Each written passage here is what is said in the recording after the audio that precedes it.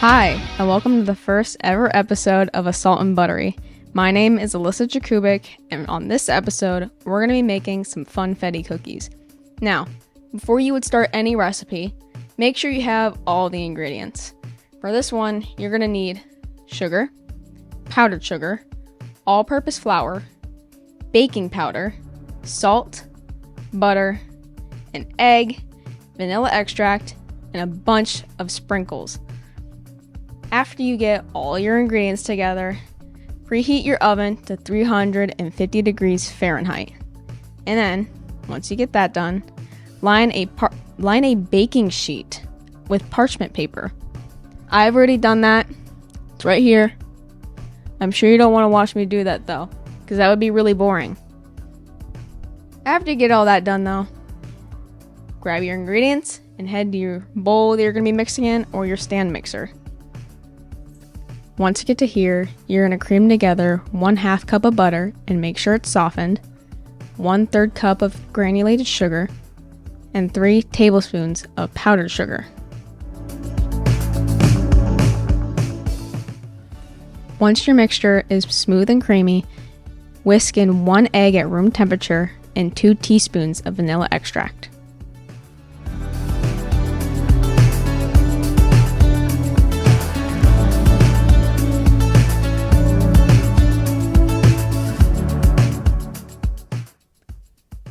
Mix in 1½ cup of all-purpose flour, 1/4 teaspoon of salt, and 1 teaspoon of baking powder. I mixed my flour in gradually so that it was able to combine properly.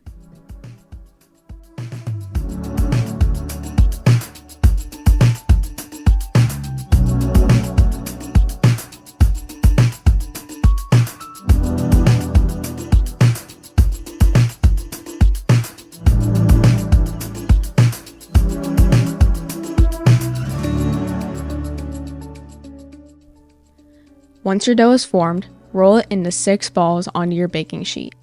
Once that's done, roll each individual ball into the sprinkles. Make sure it's thoroughly coated.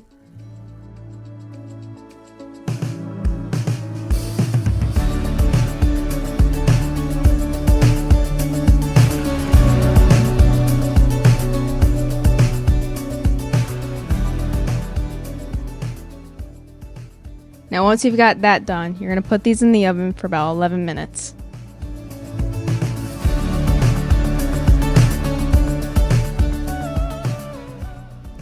Alright, well these turned out absolutely amazing and I cannot wait to eat them later. But anyways, thank you for watching this week's episode of Assault and Buttery. My name's Alyssa Jakubik and I'll see you next time.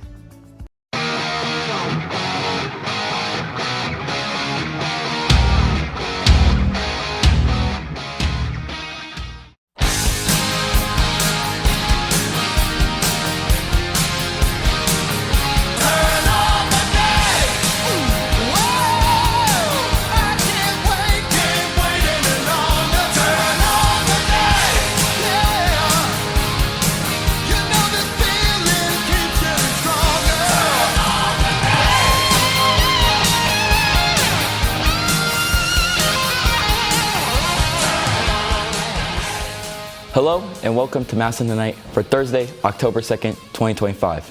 My name is Brody Thornsberry and with me is Luke Kennan.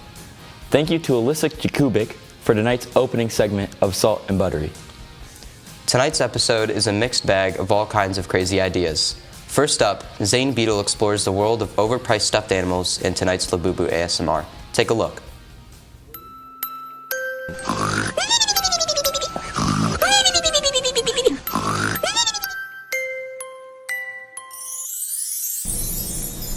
Last segment was pretty boring, so if you're somehow not already asleep, we have some Labubu ASMR to finish the job. For our next trigger, we have this megaphone.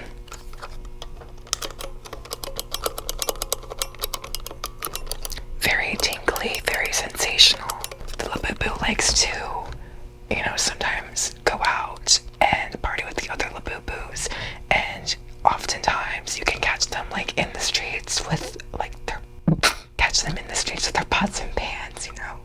is very lively and cultural. And you can hear them do their chants through the megaphone.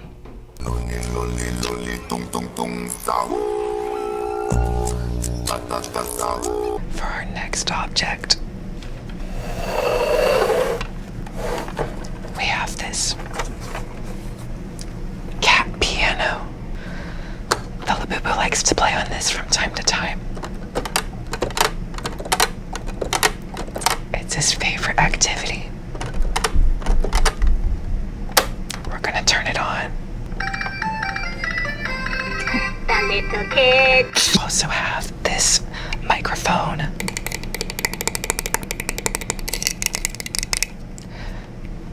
The Labubu also likes to sing. So sometimes I play the piano because I'm so talented at it, obviously. And the Labubu starts singing.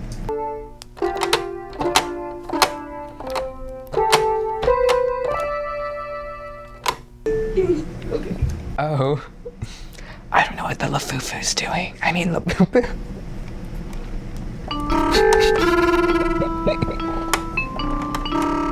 Very soothing. So if you're somehow not asleep, then I don't know what to tell you. That is all for Labubu ASMR. You won't even be able to watch the rest of Massillon Tonight because you're already asleep. So whatever the next segment is, I'm sorry, but you're not gonna be seen.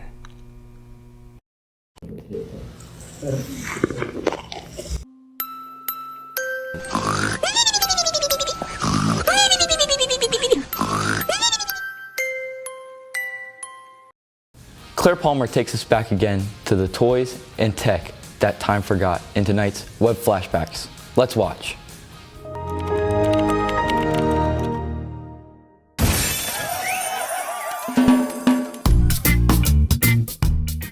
What happened to the penguins we spent hours creating? The igloos we meticulously decorated? The puffles we adopted and raised? They're all gone, vanished from the internet. For years, Club Penguin was a digital hub for millions, a virtual landscape that became a second home.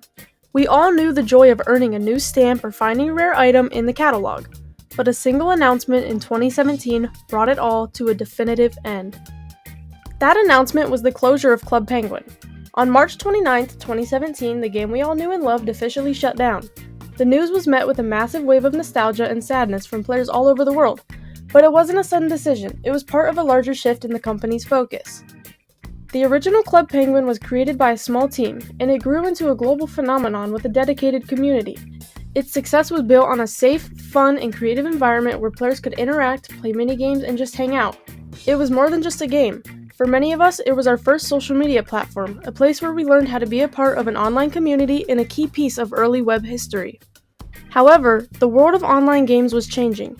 Mobile gaming was becoming huge, and the company behind Club Penguin, Disney, saw an opportunity to adapt. They decided to pivot to a new mobile-friendly version called Club Penguin Island. This new game was an attempt to modernize the experience for a new generation of players, but it came with a big change. It was a subscription-based game with a different design and fewer of the classic elements we loved. The transition left many of the original players feeling disconnected, and it just wasn't the same. In the end, Club Penguin's legacy isn't just about its shutdown. It's about the millions of friendships that were formed, the endless hours of fun, and the unique online world it created. While the original game is gone, its memory lives on in the hearts of the players who grew up with it, a true testament to its impact on a generation.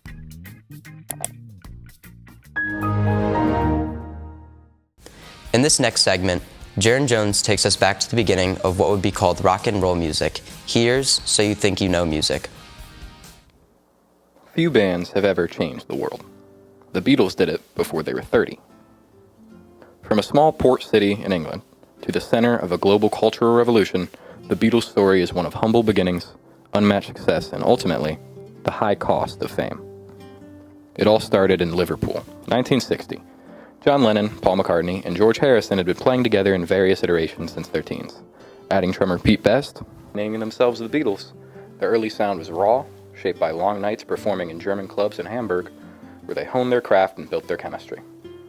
It wasn't until 1962, when Ringo replaced Best and they signed with producer George Martin, that the magic began to solidify. Their first single, Love Me Do, cracked the UK charts, and within a year, they were dominating it. But it was in 1964, when they landed in America, that Beatlemania truly erupted. Greeted by thousands of screaming fans at JFK Airport, their debut on The Ed Sullivan Show reached 73 million viewers. It wasn't just music, it was a movement. Beatlemania wasn't just hysteria, it was the birth of modern fandom. The Beatles were young, witty, stylish, and their sound felt fresh, even rebellious. They spoke to a generation disillusioned by post-war conservatism, and the world listened. The Beatles weren't just a band, they became multimedia icons. Their films, starting with A Hard Day's Night in 1964, weren't just commercial hits, they were cinematic innovations, blending satire, music, and surrealism in ways never seen before in pop culture. But as their fame grew, so did the pressure. By the mid-1960s, the Beatles began to evolve both musically and personally. Rubber Soul and Revolver marked a shift from pop anthems to introspection. Influenced by psychedelics, literature, and a growing disillusionment with fame, their personal lives began to reflect the cracks. Lennon's controversial statement that the Beatles were more popular than Jesus led to record burnings in America's Bible Belt. McCartney pushed for studio experimentation. Harrison, long overshadowed, grew spiritually restless. And Starr? Well, he just tried to hold up everything together. In 1967, the world lost their manager, Brian Epstein, often called the Fifth Beatle. Without him, the band's unity began to unravel. The White Album revealed their creative divergence, and by the time they recorded Let It Be, sessions were tense and fragmented. The final live performance on the roof of Apple Corp in January '69 was impromptu, iconic, and ultimately a farewell. In 1970, Paul McCartney publicly announced the band's breakup. Though each went on to solo careers, some wildly successful, the era of the Beatles was over. Yet their influence never left. From music to fashion, film to philosophy, the Beatles redefined what it meant to be artists in the modern world. They weren't just the soundtrack to the 60s, they were the decade itself. The Beatles didn't just change music, they changed everything.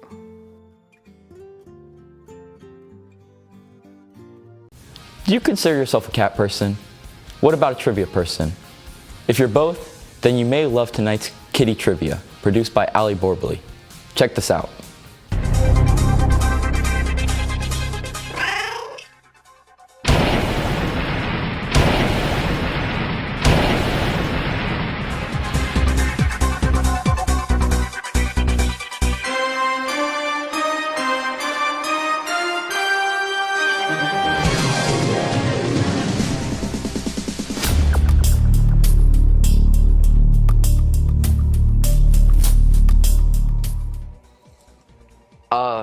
Rigby.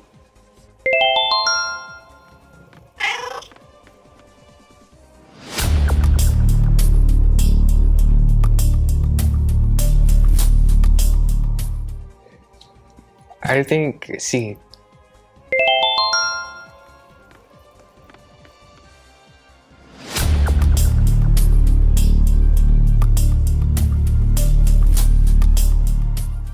A. Did you raise your hand? A.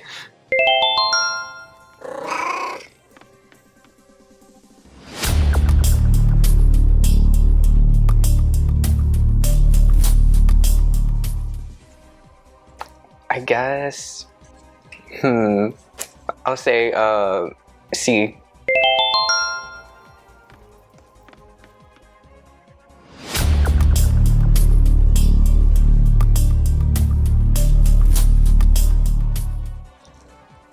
I think C. He looks very studious to me.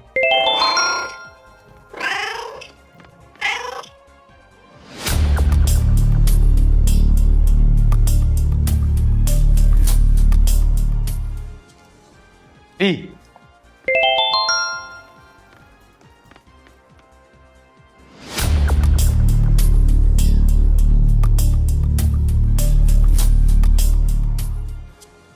C. It's definitely C.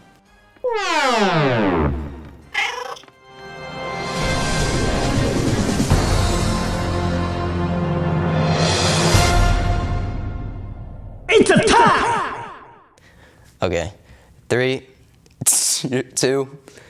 Next up, Cale Davis ventures back. 3, 2.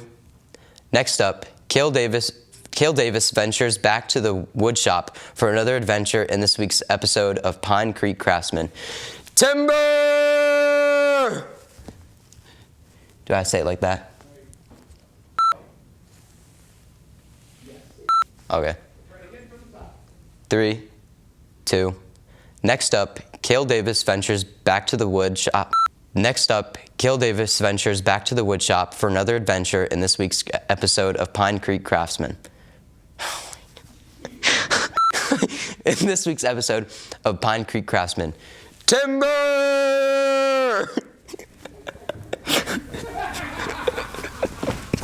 3, 2. Next up, Cale Davis ventures back to the wood shop for another adventure in this week's episode of Pine Creek Craftsman. Timber!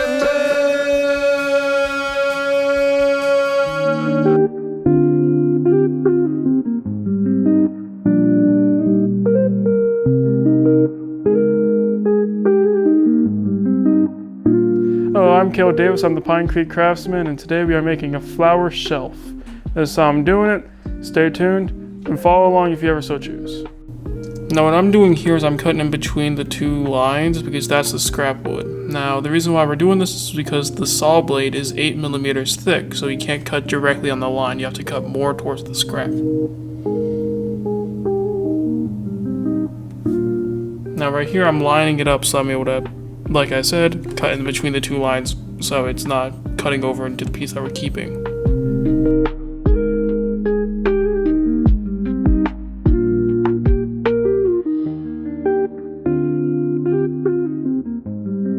What I'm doing right here is I'm setting up the table saw. What you see with my index finger and my thumb is I'm pushing at the top left corner of the wood, so I'm able to be a safe distance from the saw blade. Now what I'm doing also is I'm pushing against the fence. The fence is that half wood, half metal type thing that you see not far away from the saw blade. Now, the thing I just grabbed is called the pusher.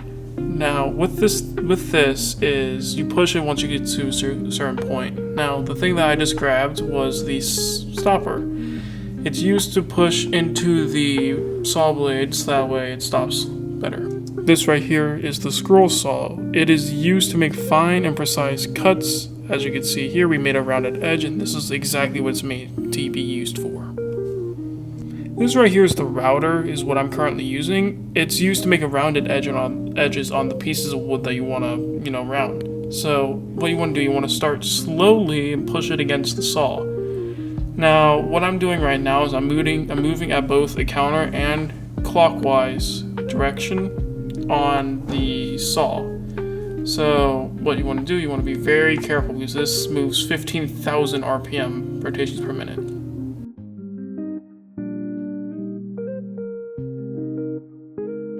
This is the final part of the project. This is the assembly. Now, with this is I'm using the nail gun with short nails because longer nails would go straight through the wood, and that's the last thing we want. But thank you to my father that has been helping me along this entire journey, and here we go.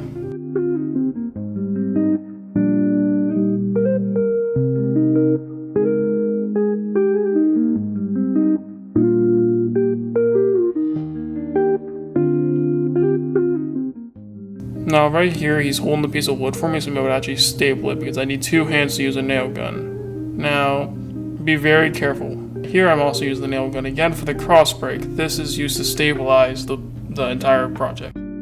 This is the flower shelf. I'm Cale Davis, and see you next time.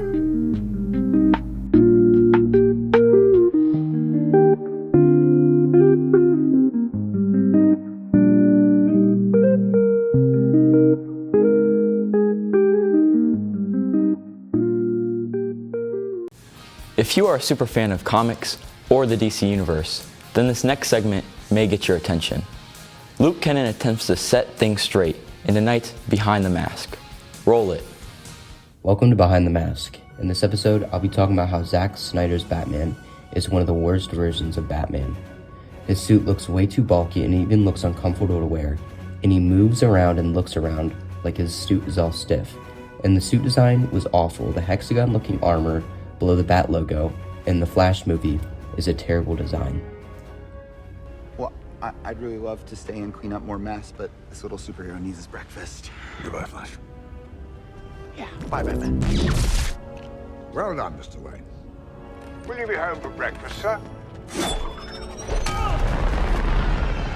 Yes, I think so. He also has brutal and vicious methods when fighting. For example, the fight scene in the warehouse, Batman gets a grenade thrown at him, but uses a guy to deflect it, and lets 2 people get blown up. Usually Batman has pretty violent ways of fighting, but he never goes as far as letting people get blown up.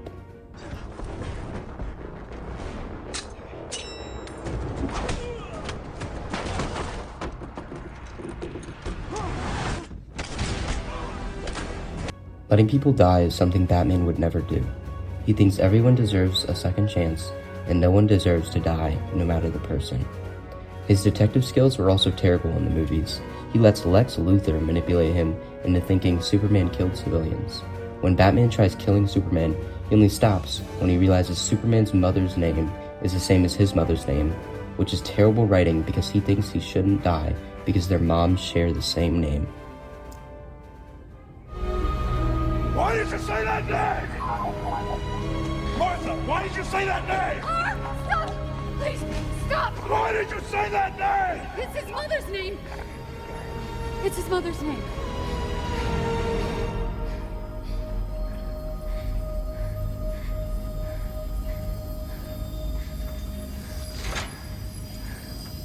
Zack Snyder introduced Batman as an already retired and old Batman and came back because of the events in the movies. Overall, Zack Snyder's Batman is not comic accurate, and it's stated Zack doesn't even like reading comics, nor has he read them, proving he doesn't know how to write a good Batman. That's all for this episode of Behind the Mask. Thank you for watching. Some of us are crafty, others not so much. Seven Tristle shows us how to run your craft project the professional way in tonight's Pin It Your Way.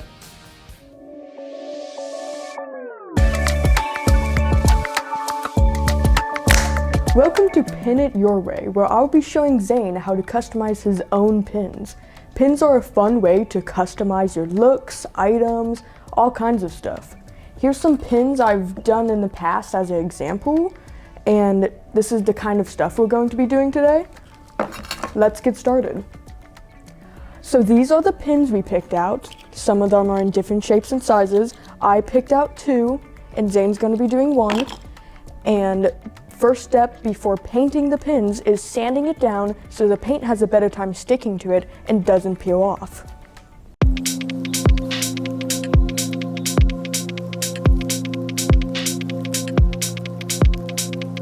Now that we've sanded the pins, we can now paint a base coat over top of the pins to cover up the original design and paint our design on top of it. I'm going with a ribcage on this one and maybe a star on this one. What are you doing, Zane? I'm gonna make an emo wolf. Oh, nice. So Mine's interesting. Oh.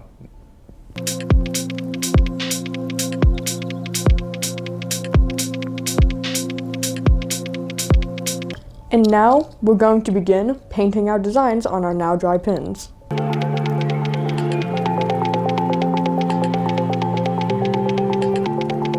Now that we're done with the designs of our pins, we're going to add a finishing layer of Mod Podge to it to really protect the paint in the future and seal the paint onto the pin.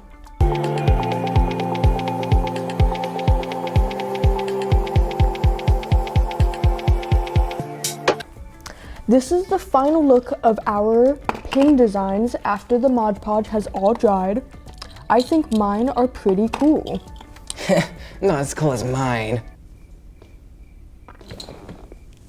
Yeah, man. As you can see. Yeah, man. Ooh, like, comment, share, and subscribe. Thank you for joining us on Pin It Your Way.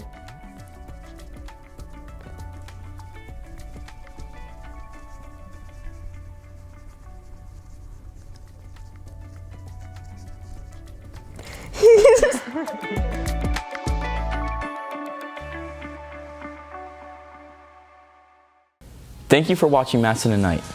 New episodes are scheduled to air every other Thursday throughout the school year, or as the school calendar permits.